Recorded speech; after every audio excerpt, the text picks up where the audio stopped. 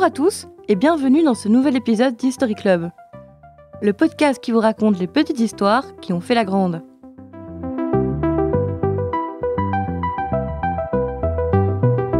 Comme tu t'en doutes, cher auditeur, l'histoire n'est pas un long fleuve tranquille.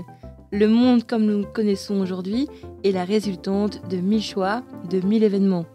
Nous allons découvrir comment le monde aurait pu être différent si un homme avait choisi son devoir plutôt que l'amour, la collectivité plutôt que l'individualité.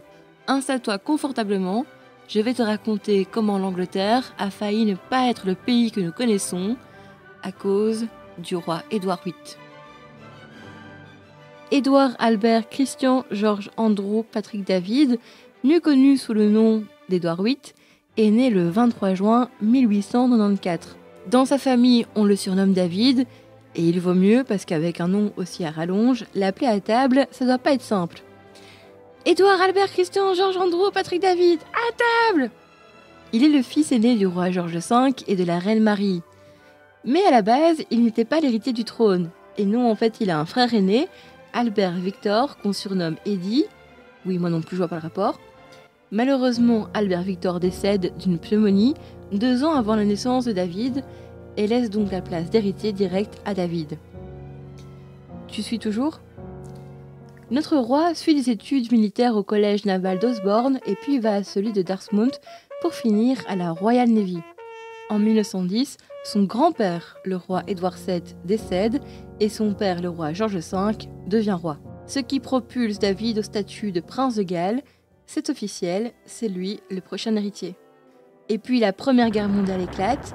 Édouard a 20 ans, il est jeune, il veut participer, mais sa participation est limitée par le gouvernement, parce qu'imagine une capture de l'héritier par l'ennemi, ce serait une catastrophe pour l'Angleterre.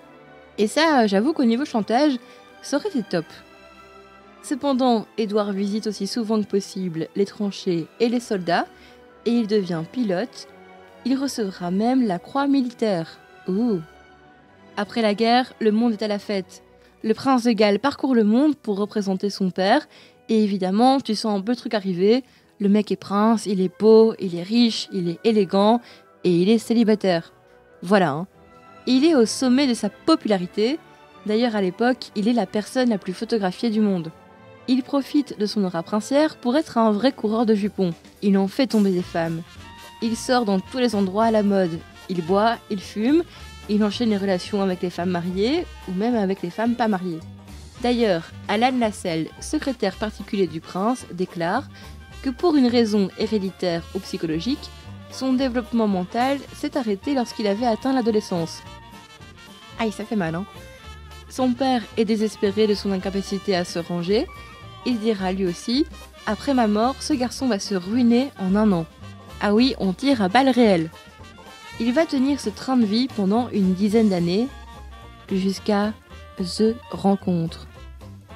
Tam tam tam. En 1931, Thelma Furness est la maîtresse officielle d'Édouard. Problème, elle doit partir aux États-Unis plusieurs mois pour rendre visite à sa famille. Et elle sait que pour le prince, loin des yeux signifie surtout loin du cœur.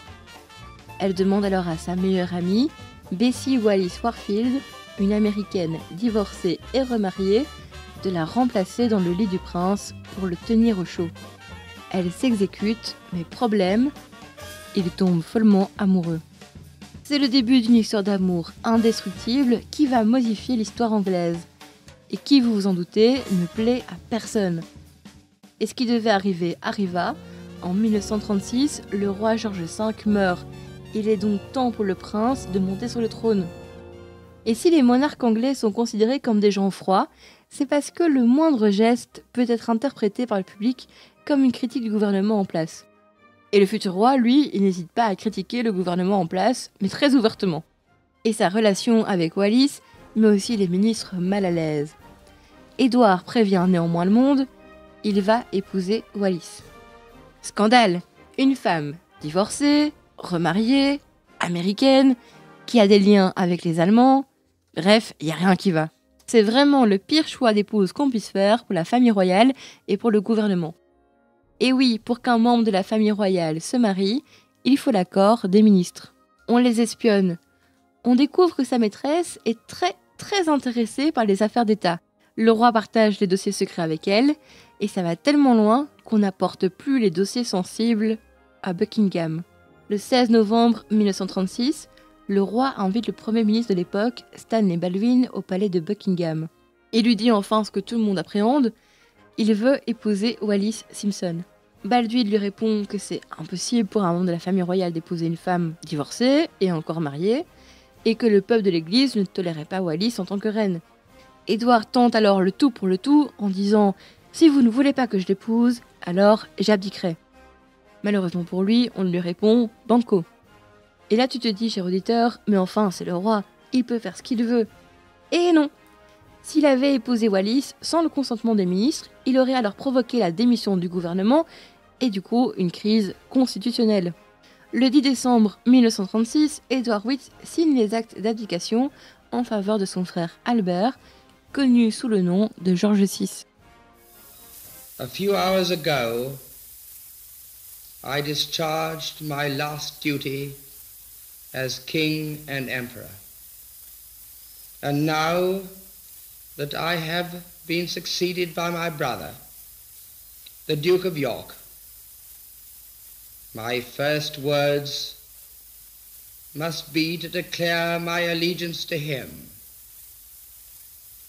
This I do with all my heart. Ces actes signés par le roi indiquent « Moi, Édouard le VIIIe, roi de Grande-Bretagne, d'Irlande et des dominions britanniques au-delà des mers, empereur des Indes, déclare ici ma détermination irrévocable à renoncer au trône pour moi-même et pour mes descendants et mon désir que cet acte d'abdication prenne effet immédiatement. » Le lendemain, il annonce sa décision au peuple britannique par une allocution à la BBC. Son règne aura duré en tout et pour tout 326 jours. Suite à son renoncement, le roi George VI crée un statut spécial pour son frère, qui devient alors duc de Windsor, et part s'exiler en France, où il épouse enfin Wallis en 1937. C'est donc la famille de George VI qui prend le relais de la couronne, et sans eux, le monde serait bien différent. Car si j'ai voulu te raconter cette histoire, ce n'est pas seulement pour son histoire d'abdication. Si on sait que Winston Churchill et le roi George ont tout donné pour combattre les nazis, c'est pas tout à fait ce qu'aurait fait Édouard.